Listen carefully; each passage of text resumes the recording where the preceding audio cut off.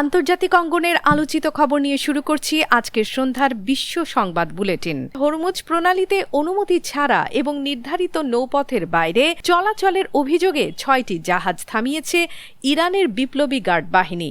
ইরানের রাষ্ট্রীয় গণমাধ্যমের দাবি, জাহাজগুলো ঝুঁকিপূর্ণ ও অননুমোদিত পথ ব্যবহার করে প্রণালী পার হওয়ার চেষ্টা করছিল। সিরিয়ার দক্ষিণ পশ্চিমাঞ্চলেও নতুন করে সামরিক অনুপ্রবেশ চালিয়েছে ইসরায়েলি বাহিনী। সিরীয় রাষ্ট্রীয় গণমাধ্যম জানিয়েছে, ইসরায়েলি সেনারা কয়েকটি গ্রামের দিকে এগিয়ে গিয়ে একটি তল্লাশি চৌকি স্থাপন করেছে। তবে এই উত্তেজনার মধ্যেও ইসরায়েলের সঙ্গে একটি নিরাপত্তা চুক্তিতে পৌঁছাতে আগ্রহী সিরিয়া।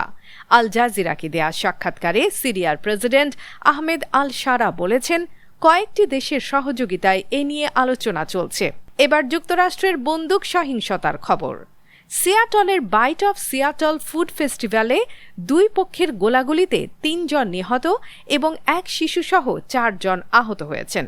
পুলিশ একজন সন্দেহভাজনকে গ্রেপ্তার করেছে। খোঁজা হচ্ছে পলাতক আরও একজনকে। পুলিশের প্রাথমিক ধারণা, ব্যক্তিগত দ্বন্দ্ব থেকেই গোলাগুলির ঘটনা ঘটেছে। এবার অর্থনীতি ও বিজ্ঞান। যুক্তরাষ্ট্র ও ইরানের পাল্টাপাল্টি হামলায় সাময়িক বিরতি আসার পর বিশ্ববাজারে জ্বালানি তেলের দাম উল্লেখযোগ্যভাবে কমেছে। দুই দেশের মধ্যে উত্তেজনা কমতে পারে এমন আশায় ইউরোপ, এশিয়া ও যুক্তরাষ্ট্রের শেয়ার বাজারেও ইতিবাচক প্রভাব পড়েছে। সাংহাই শেয়ার বাজারে প্রথম দিনের লেনদেনেই চীনের মেমোরি চিপ নির্মাতা প্রতিষ্ঠান সিএক্সএমটির শেয়ারের দাম প্রায় ৪৭০% বেড়েছে। এশিয়ার চলতি বছরের সবচেয়ে বড় প্রাথমিক গণপ্রস্তাবের মাধ্যমে প্রতিষ্ঠানটি প্রায় $৮.৬ বিলিয়ন সংগ্রহ করেছে। এ পর্যন্তই আজকের সন্ধ্যার বিশ্ব সংবাদ বুলেটিন।